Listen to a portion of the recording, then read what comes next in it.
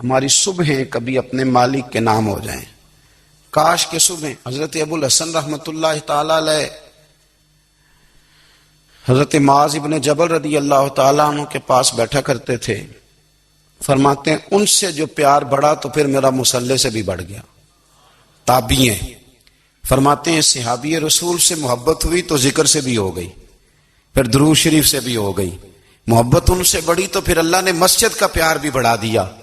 آپ فرماتے ہیں کہ میری ہر وقت طبیعت یہ چاہتی تھی کہ بس اللہ اللہ کروں, بس اللہ اللہ کروں, بس نہ میں ذرا تھوڑی جان چھڑاؤں لوگوں سے, کو 10 منٹ ملے تو میں کچھ 4 نفل پڑھ لوں, میں تھوڑا سا نہ بچوں لوگوں سے, اور مجھے تسبیح ملے تو میں نہ کچھ 400-500 دفعہ استغفار پڑھوں, سبحان اللہ, الحمدللہ, اللہ اکبر, لا حول ولا قوت الا باللہ, میں نہ تسبیحات پڑھوں. فرماتے ہیں کہ بچے تھے گھر میں 6-7, غربت تھی, کام ملتا کوئی نہیں تھا, اور میں کام چور نہیں تھا, کام ڈھونڈتا تھا, پر اللہ کی قدرت کے کام نہیں ملتا تھا. فرماتے ہیں کہ میں نے ایک دن اپنی اہلیہ سے کہا کہ آج میں پھر جاتا ہوں کام ڈھونڈنے. تو میری بیوی بڑی فرما بردار تھی, پر اس دن نہ غربت کے ہاتھوں تنگ آ کے کہنے لگی آج نانا کوئی تو چیز لے کے آیا. تو مجھ سے بچوں کی بھوک نہیں دیکھی جاتی, یہ سب روگاں دا روگ محمد جس دا نام غریبی, کنڈ بلا کے لنگ جاندے نہیں دوست یار قریبی. آج نہ کچھ لے کے آیا تو میں بچے لے کے چلی جاؤں گی. شیخ فرماتے ہیں کہ میں بڑا پریشان گھر سے نکلا, پر میں نے صبح سے لے کے زور تک کام ڈھونڈا, کام ملا کوئی نہیں. تو میرے دل میں خیال آیا چلو کام نہیں ملتا تو اللہ اللہ تو کرے نا, چلو بندوں کی مزدوری نہیں ملتی تو رب کریم کی عبادت ہی کرتے ہیں. فرماتے ہیں کہ میں نے نا فرات کے پانی سے وضو کیا, نہر کے, شدید دھوپ تھی, ساتھ ریت تھی اور ریت تپ رہی تھی. میں نے اپنا رومال وہیں مصلی کے طور پر بچھا لیا, اور فرماتے ہیں کہ زور سے لے کر عصر تک نماز پڑھی, دھوپ بھی پورے زور پہ, پر میرے سجدے کا ذوق بھی پورے زور پہ. فرماتے ہیں سورج بھی چمک رہا ہے اور رب کی عبادت کا ذوق بھی پورے زور پہ. میں سجدہ کروں تو پھر میرا اٹھانے کو جی نہ چاہے. میرے استاد لکھا کرتے تھے, یہ ان کا شعر ہے, وہ کہا کرتے تھے مجھے سوز دے, مجھے ساز دے, اور مجھے نیم شب کا نیاز دے, دم سجدہ خود کو میں توڑ دوں, مجھے ایسا ذوق نماز دے. اور میں تیری بہار کا پھول ہوں, میں کھلا بھی ہوں تو تیرے لیے, مجھے میری شاخ سے توڑ لے, مجھے اپنی زلف کا ناز دے. بھائی فرماتے ہیں کہ عصر تک میں نے نفل پڑھے, دل ڈھلنے لگا, عصر کی نماز پڑھی اور میں وہاں سے چلا. اب میں جب نکلنے لگا تو دل میں خیال آیا کہ چھوٹی چھوٹی دیواریں ہیں گھر کی, بغیر کچھ لیے جاؤں گا تو بیوی دور سے دیکھے گی تو شور کرے گی کہ پھر خالی ہاتھ آ گیا ہے. کہتے میں نے اپنے اسی رومال میں جس پہ میں نے نماز پڑھی تھی نا, رومال میں کی آخی دے پنجابی جسافہ, کہتے ہیں اسی میں نا میں نے کچھ ریت بھر لی کہ وہ دور سے دیکھے گی تو سمجھے گی کچھ لے کے آیا ہے, چلو جا کے اسے بتا دوں گا کہ آج پھر مزدوری نہیں ملی. کہتے ہیں وہ ریت لے کر جب میں گھر میں گیا تو پہلے بیوی دروازے پہ کھڑی ہوتی تھی, پوچھتی تھی خالی ہاتھ آ گئے ہو, آج میں نے دیکھا تو ہے ہی کوئی نہیں. فرماتے ہیں میں اندر داخل ہوا, سلام لیے, کونے میں نے وہ رومال رکھ دیا اور میں نے آواز دی کہ بھلی مانس کہاں ہو. تو وہ کہنے لگی آپ منہ ہاتھ دھو لیں, میں روٹی لے کے آئی. میں نے کہا روٹی کہاں سے آ گئی, یہاں تو کئی دنوں کے فاقے, تو کئی دنوں کی غربت ہے, یہاں تو اس گھر میں تو فقیری ہے. فرماتے ہیں کہ وہ روٹی لے کے آئی اور اس وقت کی جو موجودہ نعمتیں تھیں, سمجھ لیں سلاد, اچار, ہر چیز ساتھ لائی. میں نے کہا کہ بچے کہاں گئے؟ کہنے لگی وہ کھانا کھا کے کھیلنے گئے, آپ کھانا کھا لیں آ جاتے. کھانا اس نے چن دیا. میں نے حیرت انگیز لہجے میں ساری نعمتیں اپنے دسترخوان پہ دیکھ کر کے بیوی سے پوچھا یہ کہاں سے آیا کھانا, بچوں کو تو نے کہاں سے کھانا کھلایا, یہ سارا کچھ کیسا ہے؟ تو کہنے لگی پتہ نہیں آج آپ کس کریم کی مزدوری کرنے چلے گئے تھے, پتہ نہیں کس کریم کی, میرے گھر میں تو اتنی نعمتیں آئی ہیں کہ مجھ سے سنبھالی نہیں جا رہی, اتنا اناج ہے, اتنا گندم ہے, کس کریم کے دروازے آج چلے گئے تھے. یہ کہتے کہتے وہ اٹھی اور اٹھ کر کے کہنے لگی پہلے بڑا کچھ آیا تھا، اب کیا لے آئے ہو؟ اور جا کر کے نا اس نے وہ ریت والا رومال کھولا، کہنے لگے میں تو لے کے آیا تھا ریت، تو میرے رب نے اسے بھی سونے اور ہیرے بنا دیا تھا۔ جب آپ کی توجہ اللہ کی جانب، میرے نبی پاک صلی اللہ تعالی علیہ وسلم نے فرمایا ہر چیز اپنے رب سے مانگ، ہر چیز مانگ، ہر چیز مانگ۔ یا رسول اللہ کیا کچھ؟ میرے محبوب نے فرمایا تیرے گھر میں نمک بھی ختم ہو جائے تو وہ بھی اپنے رب سے مانگا کر، تو مانگنا وہ تجھے دے گا، تو اس کی بارگاہ میں کشکول طلب دراز تو کرنا۔ اور ترمذی شریف میں عجیب لفظ ہیں، رسول کائنات نے فرمایا، رب کریم فرماتا ہے جب میرا بندہ ہاتھ اٹھاتا ہے نا تو مجھے حیا آتی ہے کہ میں خالی کیسے لوٹا دوں اس کے۔ اتنے بڑے بادشاہ کی بارگاہ میں، او بھائی لوگوں سے عزتیں تلاش کرتے ہو تو وہ کیا تمہیں عزت دیں گے؟ وہ تو کل اچھا کہتے ہیں پرسوں برا کہنے لگ جاتے ہیں۔ لوگوں کے سامنے گڈ بک میں آنا چاہو گے تو وہ تو سویرے تمہارے بارے میں کچھ کہیں گے، شام کچھ اور کہیں گے۔ اپنی روحانی زندگی آباد کریں، اپنے مسلح کو وقت دیں، اور دنیا سے چھپ کر اس موبائل کو بند کر کے اور اپنے آپ سے بھی چھپ کے اور تنہا ہو کے چھپا کے سارا کچھ اپنے آنسو اپنے رب کی بارگاہ میں پیش کریں، اس کے حضور حاضری دیں۔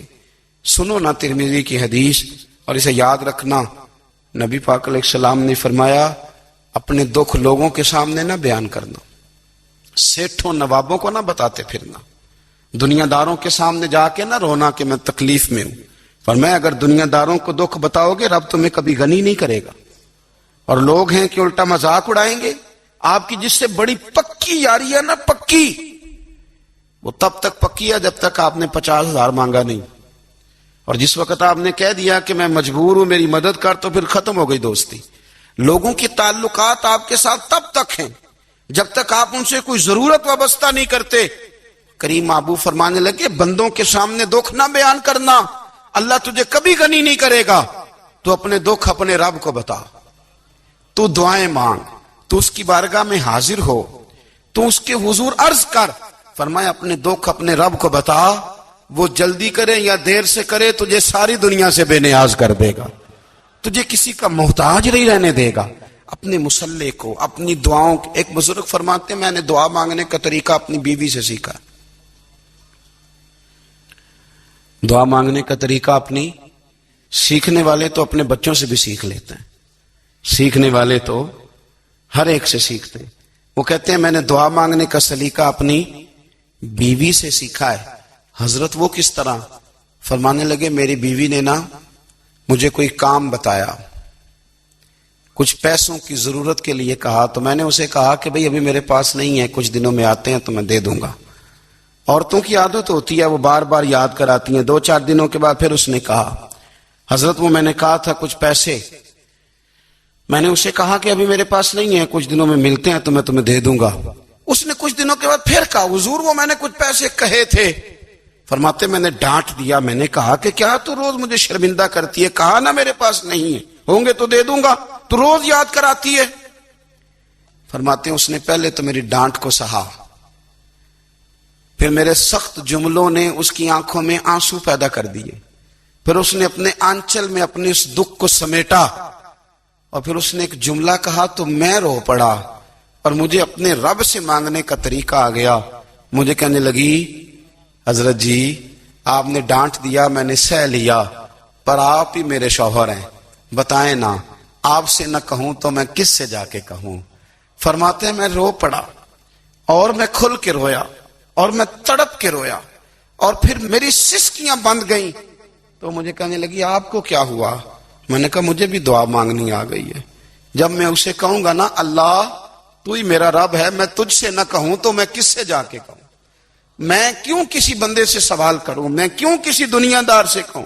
میں تیرے بندوں کا، نیک بندوں کا وسیلہ لے کے، تیرے محبوب کی غلامی لے کے تیری بارگاہ میں آیا، تجھ سے نہ مانگوں تو کس سے مانگوں؟ سمجھ آ گئی ہے جب میں اس رنگ میں مانگوں گا تو پھر رب میرے اوپر بڑا ہی فضل فرمائے گا۔ نبی کریم صلی اللہ تعالی علیہ وسلم کے نا کچھ صحابہ اللہ کی محبت کے شوق میں حضور کی بارگاہ میں حاضر ہوئے، اور انہوں نے آ کے عرض پتہ کیا کیا؟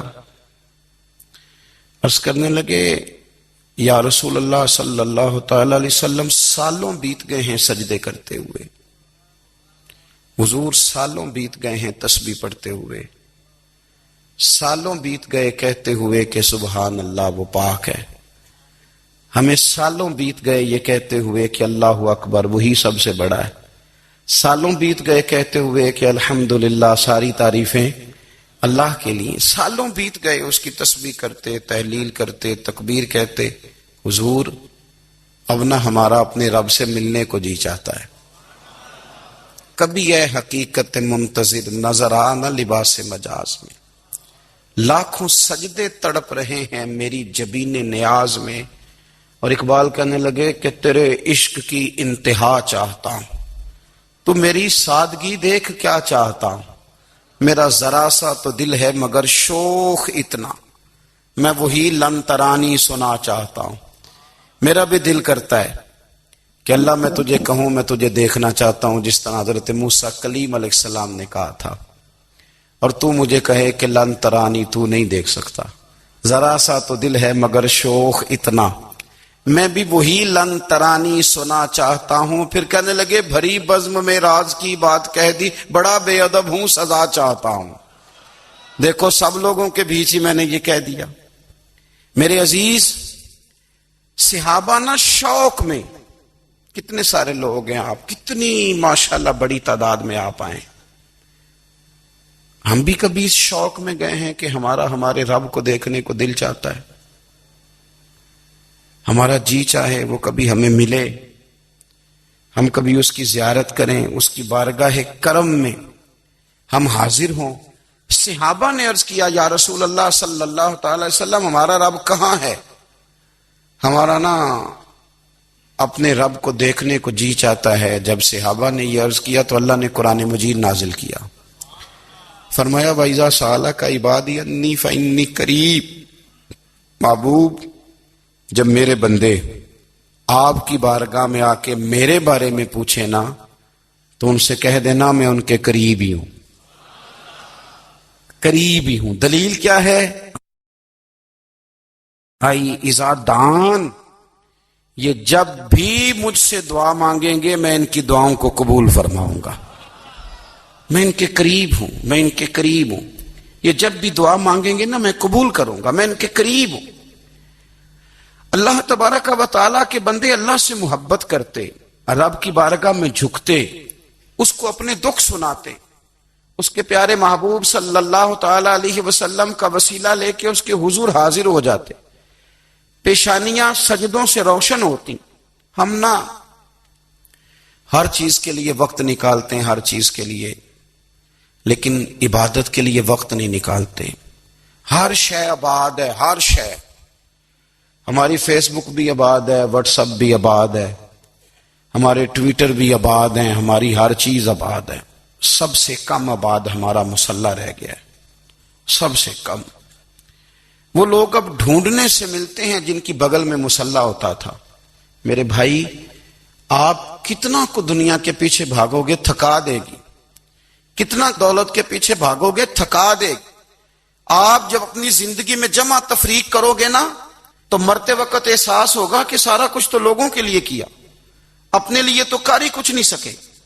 اور ہم عبادت کے معاملے میں بہانے بازی بھی کرتے ہیں، ہم کہتے ہیں اوہو رزق کمانا بھی تو عبادت ہی ہے نا، تو میں حلال روزی کے لیے جا رہا ہوں، یہ بھی تو عبادت ہے نا۔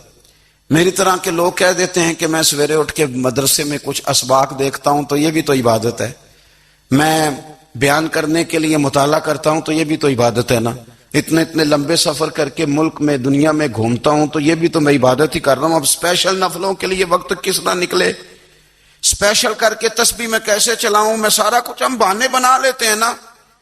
میرا سوال یہ ہے کہ یہ ساری باتیں صحابہ کو، نبی کریم کو، دیگر لوگوں کو بھی تو پتہ تھی نا، لیکن آپ غور تو کریں 23 سال حضور کو وقت ملا، مختصر وقت ظاہراً تبلیغ کرنے کے لیے، پوری دنیا میں دین بھی پھیلانا ہے۔ گھر میں 11 ازواج ہے، 4 بیٹیاں ہیں، ان کی اولادیں، سارے کام کاج بھی دیکھنے ہیں، لیکن سیدہ طیبہ طاہرہ حضرت عائشہ صدیقہ رضی اللہ تعالیٰ عنہ فرماتی ہیں سارا دن تبلیغ کرتے، ہر غلام کے دکھ سنتے، گھر میں آتے تو اپنے گھر والوں کا خیال کرتے، کام میں ہمارا ہاتھ بٹاتے. قربان جاؤں، کہتی ہیں زمانہ سارا سو جاتا لیکن آمنہ کے لال مصلی بچھا لیتے. دنیا سو گئی، ساری سب سو گئے، جو خدام تھے، وہ جو غلام تھے، وہ سو گئے. صحیح مسلم میں لفظ ملیں گے، سیدہ پاک فرماتی ہیں او میرے نبی کے غلاموں، میں نے یہ رنگ بھی دیکھا ہے کہ حضور نے اتنا کھڑے رہے، اتنا قیام کیا کہ مقدس پیروں میں ورم آ گئے، سوج گئے پیر. اتنے بڑے دل پہ ہاتھ رکھ کے نہیں بتا سکتا کہ میرے کبھی نماز میں پیر سوج گئے ہوں، کوئی نہیں بتا سکتا. بچوں کی روٹی کماتے تھک گئے، بات الگ ہے. ہم سیر کرنے گئے تو تھک گئے، بات الگ ہے. لیکن عبادت میں یہ بھی تو مسلم شریف ہے نا، یہ بھی تو دین ہے نا، یہ بھی تو حضور کی سنت ہے، یہ بھی تو وہ چیز ہے جو کریم کی آنکھوں کی ٹھنڈک ہے. سیدہ فرماتی ہیں پیروں میں ورم آ گئے اور ساری رات ہی حضور نے نماز پڑھی اور ایک ہی آیت بار بار دہرائی. مسجد نبوی میں بلال حبشی نے فجر کی اذان دے دی اور حضور ابھی مصلی پہ تھے. کریم فارغ ہوئے، میں نے عرض کی یا رسول اللہ صلی اللہ علیہ وسلم، آپ کے تو صدقے اللہ اگلے پچھلوں کے گناہ معاف کرے گا، تو آپ اتنی آہوزاری کیوں فرماتے ہیں؟ آپ تو شفیع ہیں، آپ تو انبیاء کے امام ہیں. تو حضور نے فرمایا عائشہ تم نے گنوایا ہے نا میرے اللہ کی مجھ پر کتنی رحمت ہے. افلا اکون عبدا شکورا، فرمایا اگر اس نے اتنی نعمتیں دی ہیں تو کیا میں اس کا شکر گزار بندہ نہ بنوں؟ میں شکر گزار بندہ نہ بنوں اس کا؟ پھر اگر اتنی نعمتیں اس نے دی ہیں، مجھے اتنا نوازا ہے، تو پھر میں اس کے سامنے سجدے نہ کروں؟ او میرے بھائی، بڑے قابل فخر لوگ ہیں ہم کہ ہم نبی پاک کے غلام ہیں. ہم قابل فخر ہیں کہ نبی کریم کے غلام ہیں. کیا کبھی اس غلامی کے شکرانے میں بھی 2 نفل پڑھے کہ یا اللہ تیرا شکر ہے تو نے ہمیں حضور کا غلام بنایا ہے؟ یاد رکھیں کہ اپنی روحانی زندگی کو آباد کریں، استغفار پڑھیں، تسبیحات کریں. حضرت عبداللہ ابن عمر رضی اللہ تعالیٰ عنہ حضرت عمر کے صاحبزادے، مکہ مکرمہ میں ان کی قبر ہے. میں نے جب انہیں پڑھا تو مجھے ان سے بڑا پیار ہو گیا. لیکن آپ کو پتہ ہے وہاں جا کے کسی شخص کا مزار تلاش کرنا یا پوچھنا ایک مشکل کام ہوتا ہے. تو ایک دفعہ میں مکہ شریف میں حاضر تھا تو ایک گاڑی والا ڈرائیور مجھے کہنے لگا کہ مولانا میں آپ کو جانتا ہوں، مجھے آپ سے محبت ہے، ایک بات بتاؤں آپ کو؟ میں نے کہا بتاؤ. کہنے لگے حضرت عبداللہ ابن عمر کی قبر دیکھنی ہے. میں نے کہا یہ تو نہیں کہہ رہا، یہ کسی نے بندوبست کرایا ہے، یہ اللہ نے تیرے دل میں بات ڈالی ہے، یہ ہو گیا تو لے چل مجھے. حضرت عبداللہ ابن عمر کو نبی پاک نے فرمایا تھا راجل صالح، یہ نیک بندہ ہے، یہ متقی آدمی. حضرت عبداللہ ابن عمر رضی اللہ تعالیٰ عنہ سیدنا فاروق اعظم رضی اللہ تعالیٰ عنہ کے صاحبزادے ہیں اور ان کی ہمشیرہ سیدہ حفصہ رضی اللہ تعالیٰ عنہ حضور کی زوجہ محترمہ. ایک دن اپنی ہمشیرہ سے کہنے لگے کہ نبی کریم صلی اللہ تعالیٰ علیہ وسلم گھر میں آئے نا، اور اگر حضور غم امت میں پریشان نہ ہوں، طبیعت کو حشاش بشاش دیکھو، تو ذرا پوچھنا تو صحیح حضور کا میرے بارے میں کیا خیال ہے، پوچھنا تو صحیح کہ کریم کی بارگاہ میں میرا کیا مقام ہے، میرے بارے میں حضور کیا فرماتے ہیں. اب بہن کو کام بتائے اور بتائے بھی بھائی، اور پھر بہن وہ کام نہ کرے، یہ تاریخ میں ہوتا نہیں. حضرت عمر فاروق رضی اللہ تعالیٰ عنہ کی صاحبزادی ام المومنین رضی اللہ تعالیٰ عنہ فرماتی ہیں کہ میں تو بس منتظر تھی. انہوں نے تو کہا تھا نا کہ اگر تم حشاش بشاش دیکھو تو بات کرنا، لیکن حضور تشریف لائے، میری باری تھی، میرے گھر تشریف لائے، کھانا پیش کیا تو فوراً میں نے عرض کی حضور ایک بات پوچھنی تھی. تو حضور نے فرمایا پوچھئے. میں نے عرض کی حضور میرے بھائی عبداللہ ابن عمر کے بارے میں آپ کا کیا خیال ہے؟ نوجوانوں میری بات پہ غور کرنا، میرے بھائی کے بارے میں آپ کا کیا خیال ہے؟ وہ میرے اوپر بڑی رحمت کرے گا، وہ میرے لیے آسانیاں کرے. عزیز دوستو، ہم اس طرح کرنے لگ گئے ہیں کہ ہم نے نا اپنے تعلقات پر اعتماد کرنا شروع کر دیا ہے. میرے تعلقات بہت ہیں. ہم نے اپنی دولت پر اعتماد کرنا شروع کر دیا. میرے پاس دولت بہت ہے. ہم نے اپنے علم پر، اپنی شہرت پر اعتماد کرنا شروع کر دیا کہ میرے پاس فلاں چیز بہت ہے. یاد رکھنا، جب بے نیاز اپنی صفت بے نیازی دکھاتا ہے تو بڑی بڑی دولتوں والے مجبور نظر آتے ہیں. بھائیو، جب انسان کا رشتہ اپنے مالک کے ساتھ ہوتا ہے پھر تو غم بھی کچھ نہیں کہتے، پریشانیاں بھی کچھ نہیں کہتی، پھر تو زندگی صبر والی، پھر تو زندگی توکل والی، پھر تو زندگی بھروسے والی. پھر انسان اپنے آپ کو رسوا نہیں کرتا.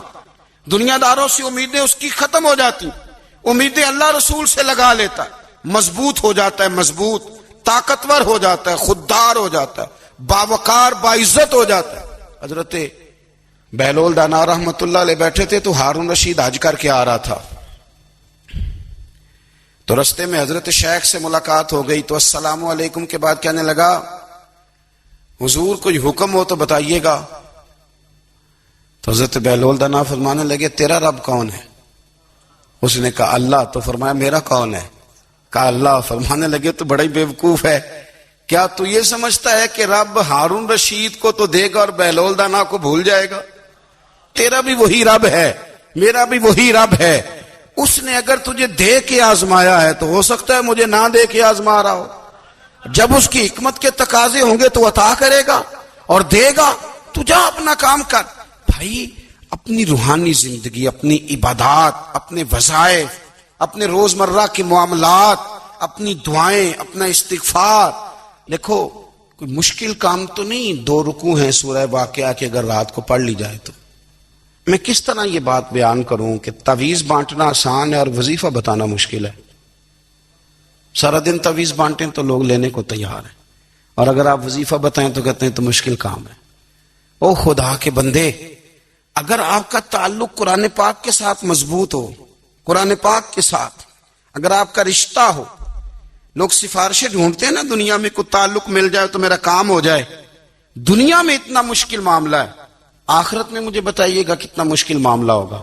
میرے نبی پاک صلی اللہ تعالی علیہ وسلم نے فرمایا، جو لوگ سورہ ملک پڑھا کرتے تھے نا، سورہ ملک، یہ سورت ملک قیامت میں ان کی سفارش کرے گی، اور اس طرح کرے گی کہ کہے گی اے اللہ یہاں اس بندے کو جنت میں داخل کر دے یا مجھے قرآن پاک سے علیحدہ کر دے. تو رب فرمائے گا جا اس کا دامن تھام کے اسے جنت تک پہنچایا. آپ بات کو سمجھیں، جب آپ کے تعلقات اپنے معاملات کے ساتھ مضبوط ہوں گے، یہ نبی کریم نے وعدہ کیا ہے کہ تو سورت واقعہ پڑھ، تیرے گھر میں فاقہ نہیں آئے گا. حضرت عبداللہ ابن مسعود رضی اللہ تعالیٰ عنہ بیمار تھے تو حضرت عثمان غنی رضی اللہ تعالیٰ عنہ تیمارداری کے لیے تشریف لے گئے اور جا کر کے کہا کہ آپ بڑے بیمار ہیں، آپ کی بیٹیاں زیادہ ہیں، میں چاہتا ہوں کہ خزانے میں سے کچھ مدد کروں. تو سیدنا عبداللہ ابن مسعود رضی اللہ تعالیٰ عنہ اٹھ کے بیٹھ گئے اور کہنے لگے، امیر المومنین، اللہ آپ کو میری طرف سے، میری بیٹیوں کی طرف سے بہتر صلہ دے. میری بیٹیوں کو کسی خزانے کی ضرورت نہیں، میں نے انہیں خزانہ دے دیا ہے. کہا جناب آپ نے کون سا خزانہ دیا ہے، میں آپ کے مالی معاملات کو جانتا ہوں. تو فرمانے لگے، امیر المومنین، میرے نبی کریم نے فرمایا ہے جو سورت واقعہ پڑھے اسے کبھی فاقہ نہیں آتا. میں نے بیٹیوں کو یاد کرا دی ہے، یہ خزانہ میں نے انہیں دے دیا ہے. وہ سارے والدین سنیں جو بیٹیوں کے لیے پریشان رہتے ہیں. حضرت عبداللہ ابن مسعود نصیحت کر رہے ہیں، فرمانے لگے میں نے سورت واقعہ یاد بھی کرا دی ہے، پڑھنے کی عادت بھی ڈال دی ہے. حضور نے فرمایا ہے جو سورت واقعہ پڑھے اسے فاقہ نہیں آتا. کہنے لگے چاند تو اپنی جگہ چھوڑ سکتا ہے، سورج گر سکتا ہے، تارے ٹوٹ سکتے ہیں، پر مدینے والے رسول کی بات غلط نہیں ہو سکتی.